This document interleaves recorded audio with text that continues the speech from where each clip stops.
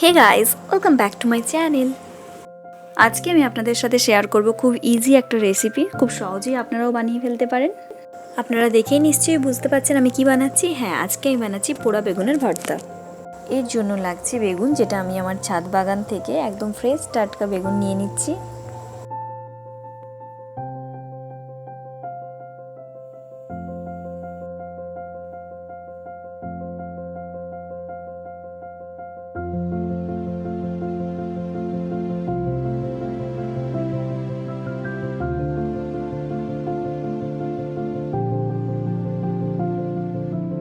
বেগুনটাকে খুব ভালোভাবে জল দিয়ে ধুয়ে নেওয়ার পর এইভাবে নাইফ বা একটা কাঁটা চামচের সাহায্যে ছিদ্র করে নিতে হবে।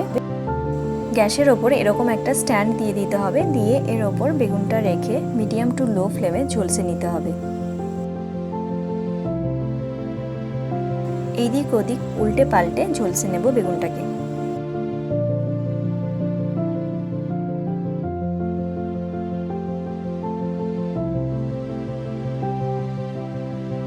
বেগুনটা খুব ভালোভাবে ঝলসানো হয়ে গেছে। এবার গ্যাসের ফ্লেমটা অফ করে দেব, কিছু সময় রেখে দেব ঠান্ডা হওয়ার জন্য। বেগুনটা ঠান্ডা হয়ে গেছে আর খোসাটাও কিন্তু ইজিলি এইভাবে বেরিয়ে আসছে। খুব ভালোভাবে কিন্তু বেগুনের খোসাগুলো ছাড়িয়ে নিচ্ছি। বেগুনটা ঝলসানোর পর কিন্তু অনেকে জল দিয়ে ধুয়ে নেয়। জল দিয়ে ধুয়ে নিলে কিন্তু এর স্বাদটা অনেকটাই কমে যায়।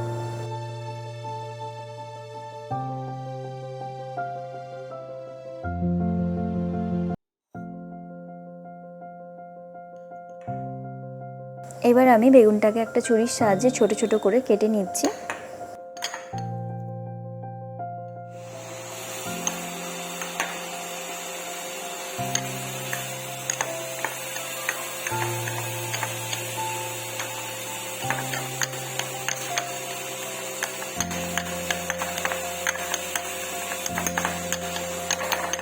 এবার আমি রান্নাটা স্টার্ট করব। এর জন্য আমি এখানে দিয়ে দিচ্ছি 2 চামচ সর্ষে তেল।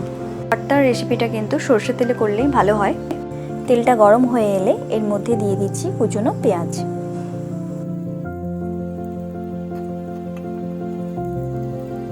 দিয়ে দিচ্ছি 2টো লঙ্কা।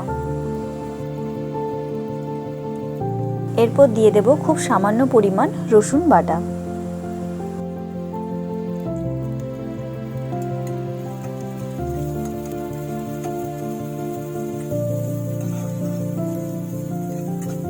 পেঁয়াজ, রসুন আর লঙ্কাটাকে একটু ভেজে নিচ্ছি। এবার এর মধ্যে দিয়ে দেব ঝলসানো বেগুন।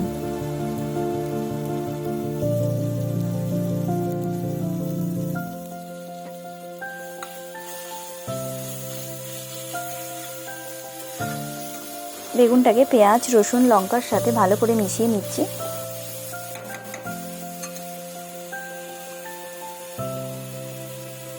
দিয়ে দিচ্ছি পরিমাণ মতো লবণ। 1 থেকে 2 মিনিটের জন্য ভালো করে কষিয়ে নেব। এবার এর মধ্যে দিয়ে দিচ্ছি কুচনো ধনেপাতা।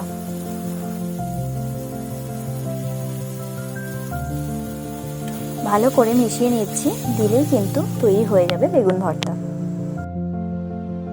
তৈরি হয়ে গেল বেগুন ভর্তা। এটা রুটি, পরোটা বা ভাতের সাথেও কিন্তু খুব ভালো লাগে।